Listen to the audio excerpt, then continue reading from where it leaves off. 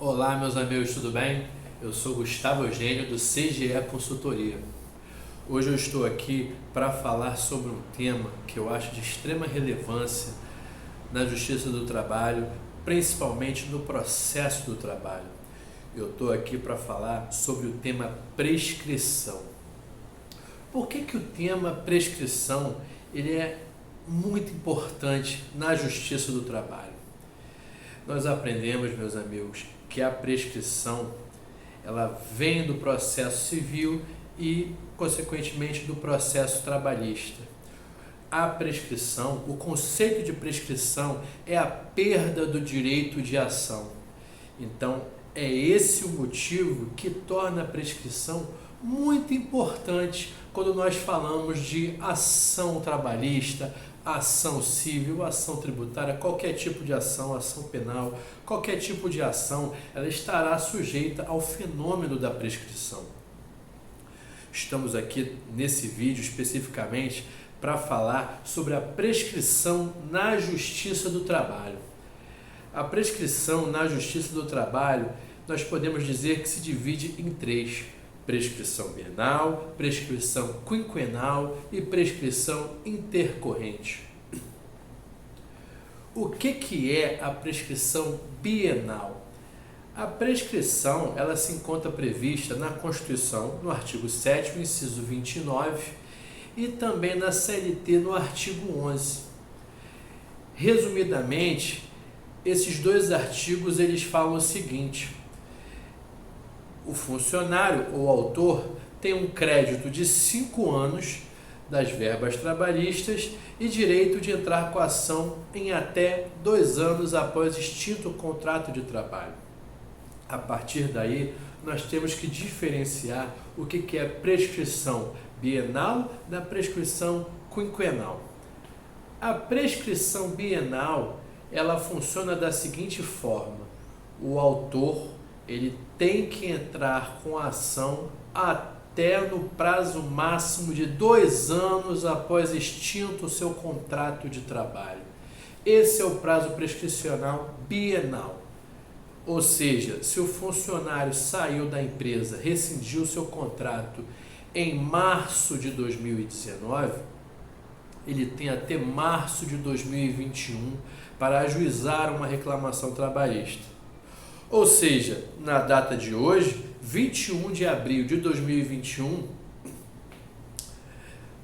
o ajuizamento estaria prescrito. Ele não teria direito para ingressar com a ação trabalhista. Olha, meus amigos, essa informação é de extrema importância para o advogado, porque veja bem, seja para o advogado do autor, seja para o advogado do réu, essa informação, essa prescrição será a decisiva na hora de uma sentença trabalhista. Para o advogado do autor, quando o cliente dele perguntar para ele e pedir para entrar com uma ação, o advogado do autor, no mínimo, vai ter que verificar se essa ação está prescrita ou não e vai informar para o seu cliente que essa ação está prescrita. Muito embora alguns advogados do reclamante eles ajuizem essas ações ainda que prescritas. Mas eles com certeza sabem e têm que informar para o seu cliente que estas ações estão prescritas e podem ser questionadas, seja pelo advogado do réu, seja pelo juiz, até porque prescrição pode ser declarada de ofício pelo juiz. Quando eu disse advogado do réu, o advogado do réu também tem que estar atento ao tema prescrição, pois prescrição ela é matéria de mérito. E cabe ao advogado do réu, quando for fazer a sua contestação, quando for defender a empresa, ele tem que verificar ali se ocorreu a prescrição bienal. Nesse caso, quando ele for fazer a defesa dele, ele tem que colocar lá no mérito, eu particularmente coloco no mérito, vários advogados colocam logo a prescrição, logo praticamente no início da defesa. Mas como tecnicamente falando, a prescrição é uma matéria de mérito, que é decidida no mérito da sentença, eu particularmente coloco mais abaixo no mérito, mas Fato é que a prescrição tem que ser colocada na contestação. Gostaria de lembrar a vocês também, meus amigos, que a matéria prescrição, ela pode ser ventilada tanto na contestação como, de repente, em algum outro momento da ação, até a fase ordinária. Após isso, não cabe mais o pleito de prescrição. Outro ponto que deve ser lembrado, que devemos diferenciar, é a prescrição quinquenal. O que quer dizer a prescrição quinquenal? Ela difere da prescrição bienal na medida em que o autor credor ele tem um crédito até 5 anos após a extinção do contrato de trabalho. Ou seja, se ele ajuizou a ação agora em 2021, ele tem os últimos 5 anos.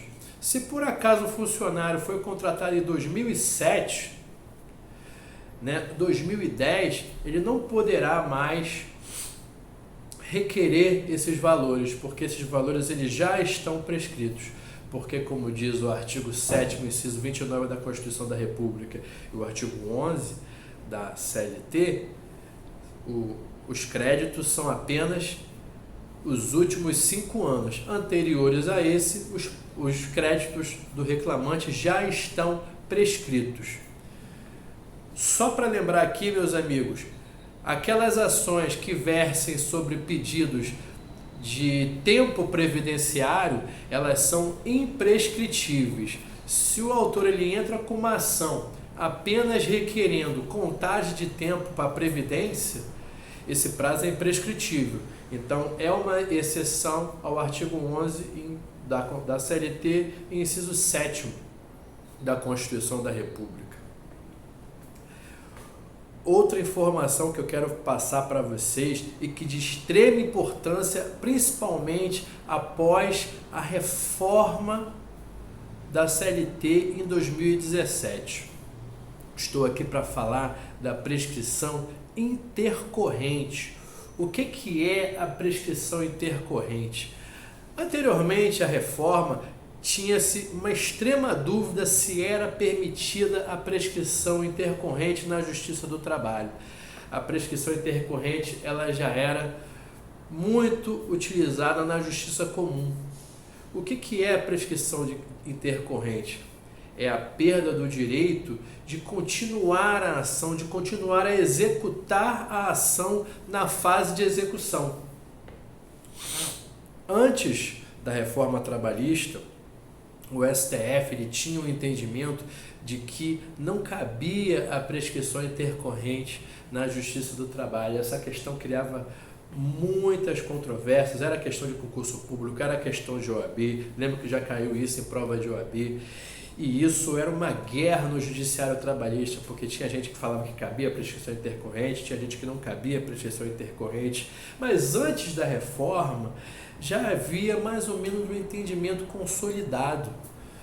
Lembro muito bem que o professor Bezerra Leite, ele falava o seguinte: na Justiça do Trabalho cabe prescrição intercorrente com base na inércia do credor, com base na inércia do exequente.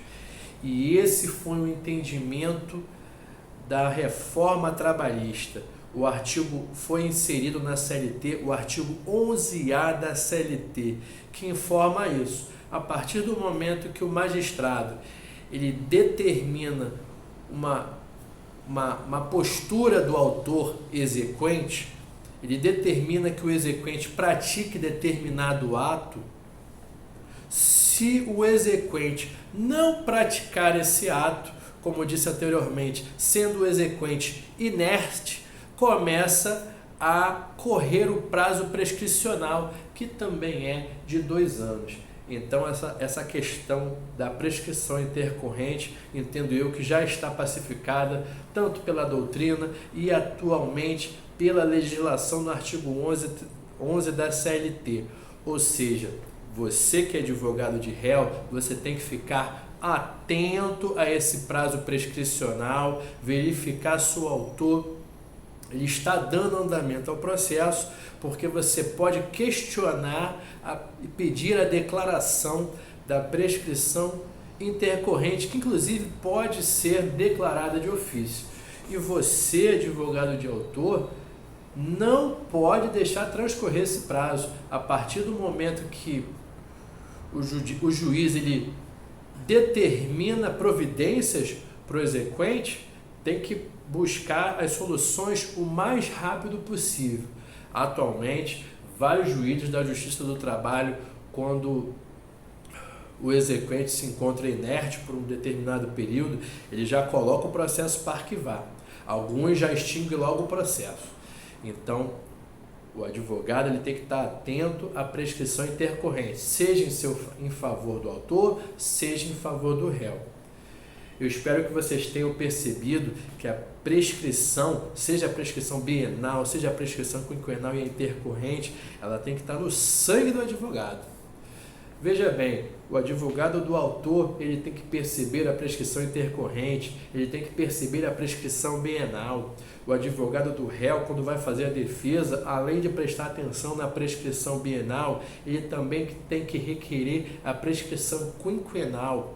Aí você pode perceber numa sentença trabalhista que um dos primeiros pontos que o juiz ele vai se debruçar ali antes do mérito é sobre o pedido de prescrição. E logo no início da sentença ele já coloca ali que se encontram prescritos os períodos anteriores aos 5 anos.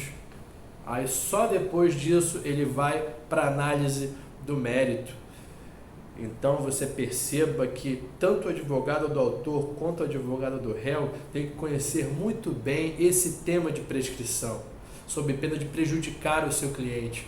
E com certeza esse é um tema que garante, por exemplo, para o advogado de empresa, ele consegue reduzir o passivo trabalhista, ele consegue reduzir os pedidos, ele consegue reduzir a condenação.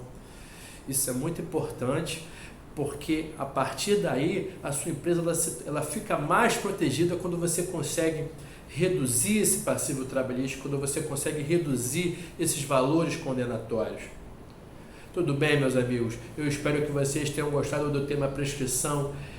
Caso vocês queiram conversar sobre outros temas da área trabalhista, do processo do trabalho, do direito do trabalho, fiquem à vontade, coloquem aqui nos comentários. Um grande abraço e até a próxima!